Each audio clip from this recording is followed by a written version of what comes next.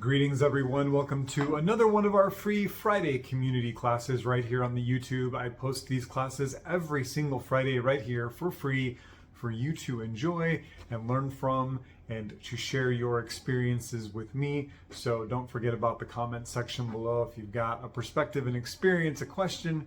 I keep my eye on it. This week we are talking about one of my favorite topics, praying to plants.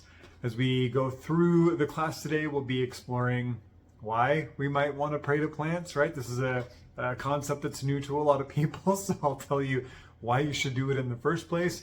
We're going to look at do plants hear our prayers and do they respond to them, or is it just a process that happens all in our head for self-reflective therapy?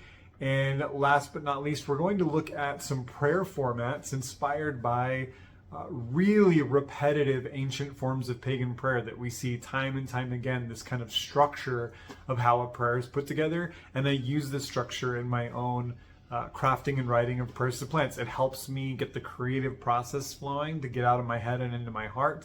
And we will end with an example. I'll give you an example of a prayer that I wrote for Linden, so you can kind of see what it looks like in practice. So with that, let's get started. So why pray to plants? I have a huge list of reasons. I'm going to narrow it down to just a few of my favorites so that we don't turn this into a whole thing.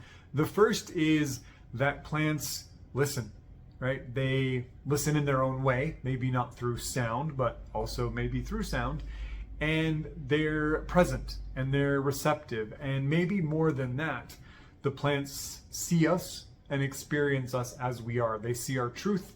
They experience the fullness of who we are as persons. And so to engage in intentional connection, communication, reciprocity in that way is incredibly therapeutic. And it can start the ball of magic and medicine rolling in and of itself. So it's a really beautiful way to engage with plants right out of the gate. Plants also have access to layers of reality, to perspectives that transcend the human paradigm, right? They are rooted deep into the land. They touch the foundation, the substrate upon which all life is formed and from which all life on this planet draws forth.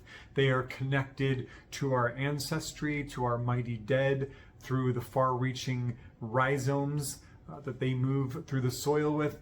Their canopies reach up into the sky, giving them foresight and perspective that moves up above our own. They are able to see cycles and patterns and possibilities that we might overlook. And so they are plugged in to potentials of support for we human folk that are very, very helpful for us. They bring perspective and resource that we oftentimes can't come up with on our own or don't have access to, especially, when we're going through it, when we're dealing with some stuff that's, got us kind of out of our center, out of a state of harmony, not feeling our best.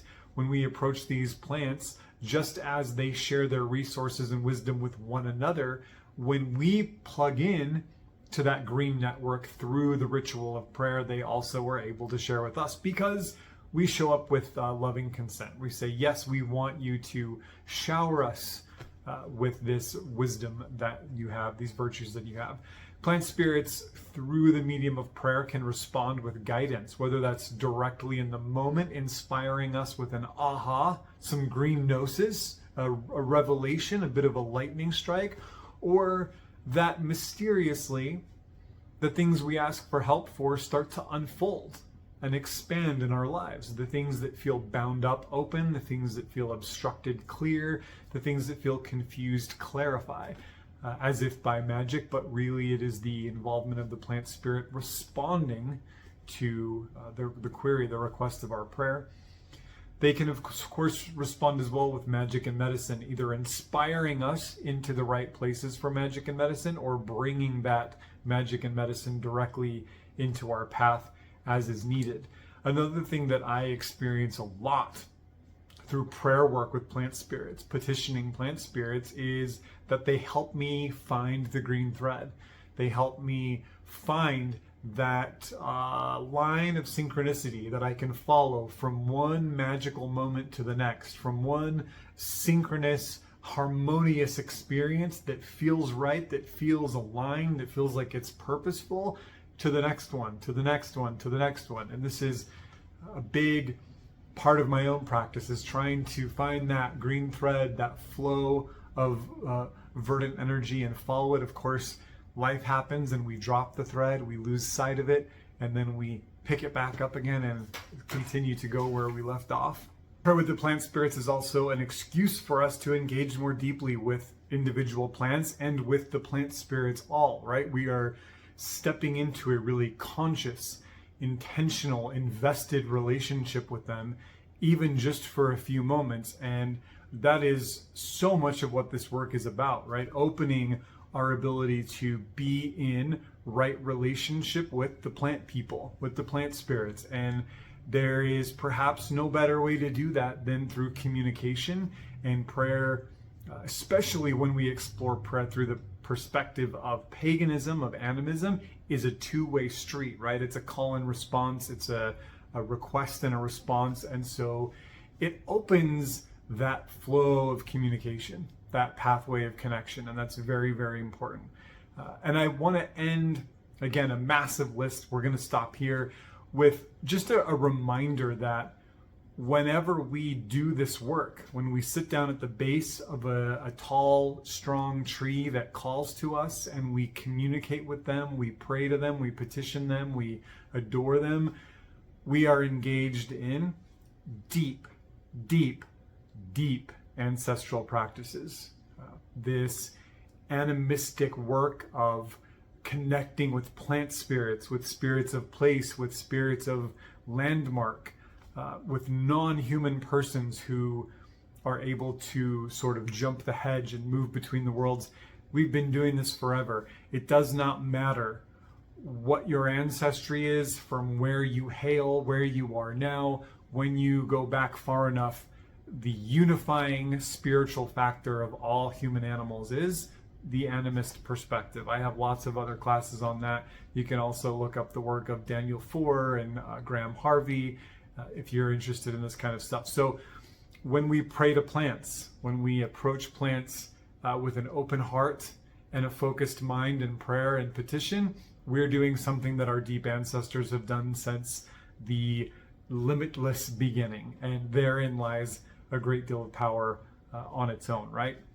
So do plant spirits actually hear our petitions, or is this just a way for us to meditate and kind of think ourselves out of problems? Is it happening internally?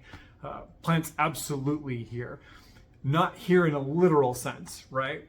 But they receive the data. They receive the information, the feeling, the energy, the pattern of not only us as a person, but what we are sending out to them. They are completely aware, and there is much scientific basis to this viewpoint that plants are aware, receptive, receive information, interpret it, process it, store it, and respond to it just like we do. They are thinking beings in the same way we are, but with a different mechanism, right? There's no necessarily a central nervous system and not necessarily a brain, but there is spirit, and that's all it takes. Plants are very, very connected to the whole. They're connected to nature, to the world, to the land, to the sky, to the cycles, and they're connected to us as well. There we reflect one another, and when we step to them in these really intentional ritual spaces like prayer and petition, that sort of reflection strengthens. Any fog or dust that might be on the mirror of reflection between us and the green realm gets wiped away. It is in and of itself a sorcerous practice, a spiritual practice. And so always know, and you can fake it till you make it. That's totally fine. I do a practice often where, sometimes I kind of get up in my head a little bit. I'll go walk around the block.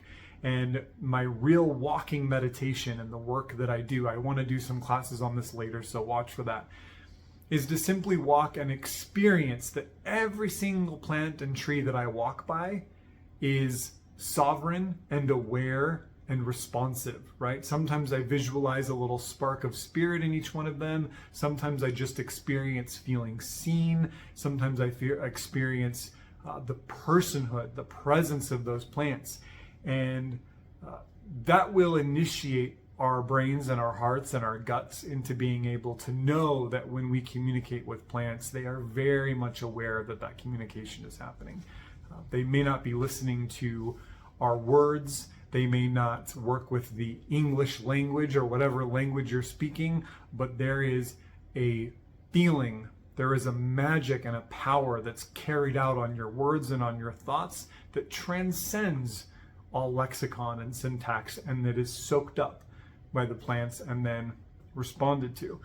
So they are very responsive. So when I talk about praying to plants, people sometimes worry. I think the best thing to do is a spontaneous, heartfelt, emotionally charged, in the moment prayer. But some folks, myself included, sometimes I like to write out a prayer or, really think in advance what I'm going to bring to the plant spirit that I'm going to work with. So I lean heavily into these structures of ancient pagan prayer that we see over and over and over again. Very smart people looking at inscriptions and different written prayers over the ages realized that there was a pattern to how they were put together. So we can explore this pattern together and use it as a format by which we can write really effective, really magical, really powerful prayers to the plant spirits. So first we want to address the plant. We want to call out to them. And this should happen whether we're sitting right in front of them as they grow out of the ground,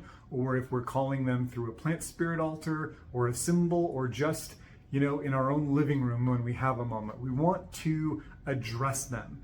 And we can address them by common names that everybody knows the plant by. We can also use their scientific names, which is fun. It kind of sounds a little more mystical sometimes. You get that Latin influence and the German influence that can be really fun. We can also use folkloric epithets, right? So if you look at the folklore of a plant and you can learn some of the different names that the plant's been called over the ages, you can throw those in there as well. And then I like to think about poetic descriptors.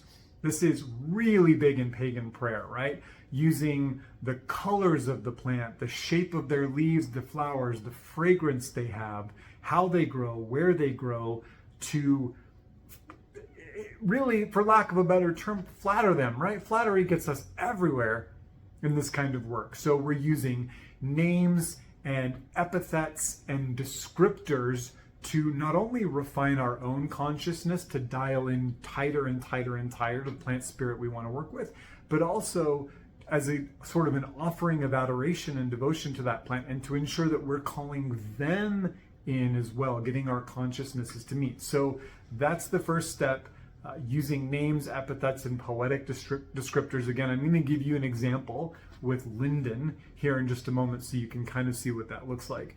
Then we move on to acknowledge experienced blessings or traditional or folkloric blessings that the plant carries that we're calling on. So we're going to talk about things the plant is famous for, or a story that's told about the plant, or maybe even another time in our own life when that plant showed up and helped us. So we're kind of saying, you who are known for, or you who once did the following amazing thing, I'm calling on you to come once again and help me. And we do this to evoke the sympathy in the plants, right? To really let them know we need help, and that we're reminding them that the relationship has been there, and we're reminding ourselves probably more than anything to get us into a nice squishy space of receptivity so the blessings can flow through. Next, ask for what you want. Be brutally honest. There is no good outcome when we lie to the spirits, when we manipulate or sugarcoat or hotwire. It doesn't work. And again, they're not listening to your human words anyway. They're listening to the feeling that's carried, the spirit that's carried on those words. So say what you mean what you say, and just let it out. Like, just be very forthright. It's a good practice for us too, to learn how to say what we want to say, right? And then we end with dedication of reciprocity. We say, thank you for this help, and in response to your help, I will do the following for you. I will, pick up trash every day that I walk by you, or I'll bring you special water, which we'll talk about in the Linden Prayer, or I will circumambulate you 100 times, or I will post a video on YouTube of me talking about your folklore and your medicine and your magic. We got to do something in response. This whole spiritual path, the plant spirit path as I practice it, is one of sacred reciprocity and relationship, right? So we cannot ask, and give nothing. That doesn't work. Rather, we want to get into that infinity flow of give, receive, exhale, inhale, right? That's where the magic is. So promise a gift, and when your request comes to fruition, or when the plant spirit helps you dial it in, maybe what you asked for is not really what you want or really what's good for the all, and you end up getting where you need to go in a way you didn't expect, you come back to that plan and you follow through with what needed to be followed through, right? That's very, very important.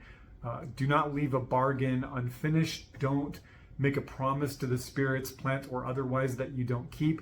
They tell their friends, right? It's not that some bad thing's going to happen to you if you don't show up. Humans are famous for not showing up to our non-human allies, right? The plant's going to say, typical, right? So don't be typical. Don't be basic. Be the person who actually does what they say they're going to do, that honors the relationship.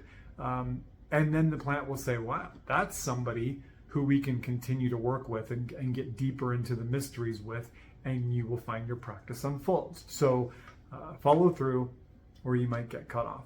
So prayer ritual, right? You can be in person with a plant and just speak to them heart to heart. If it's a tree, put one hand on your heart center and one hand on the trunk of the tree and make a physical connection and say your prayer, whether it's spontaneous or formatted. You can bring an offering that is different than the one that you promise. Bring a small gift and hold that against your heart center or between your palms while you do your prayer, charging the offering with your prayer and with your own energy, and then place that offering, which then becomes not only a gift of good faith to the plant spirit, but also kind of holds space as a reminder, right, of the prayer. It kind of keeps the prayer alive in the life of the plant. Very important. I always love to circumambulate a plant if I can. Just 3 times, 9 times, whatever, walking around them clockwise. It's a form of respect. It's very ancient. We see circumambulation in all of the Indo-European mystery traditions. It's still a massive part of contemporary Hinduism, a big part of Irish well devotions and all of that. Walk around, right? It's a form of respect. It's like a version of bowing or prostrating, right? But we're doing it with movement, and we are gathering life force and offering it to the plant. So walk around a plant. And if you feel so inclined, you may be inspired to take a little bit of that plant from the ground that's fallen, or maybe a leaf or a berry or a flower, to keep with you as a conduit for the prayer to be answered, or as a talisman, or just as a blessing of reciprocity from the plant. So if that comes up, follow it. And it's that simple. So with that, I'm going to share Linden Prayer that I wrote. We're going to look at some really beautiful pictures of Linden while I recite this for you. And you can just go through the format that we talked about earlier and see that all the parts are there. If you enjoy this content, please give me a subscribe, like the videos, come hang out with me over on Patreon, where we get into advanced classes, advanced courses, monthly plant spirit journeys and all that. And with that, let us connect through prayer and petition to the mighty Linden Spirit. Great Tilia, your midsummer blossoms fill the world with intoxicating fragrance that attracts both bees and the hearts of your devotees. Lovely Linden, with your heart-shaped leaves, are a balm to the hearts of all beings, opening, cooling, calming, and softening. By your old names and your new, lime blossom, I call you and adore you in this sacred space at this sacred time. Since time immemorial, you have been a medicine to those who know your secrets, quieting the worries of the heart and opening the ways for us to speak our magic into the world. Great Linden, I ask your help with the easing of my sacred center, the liminal space within me, my heart of hearts. May you move through me with blue-green light and chase away obstacles.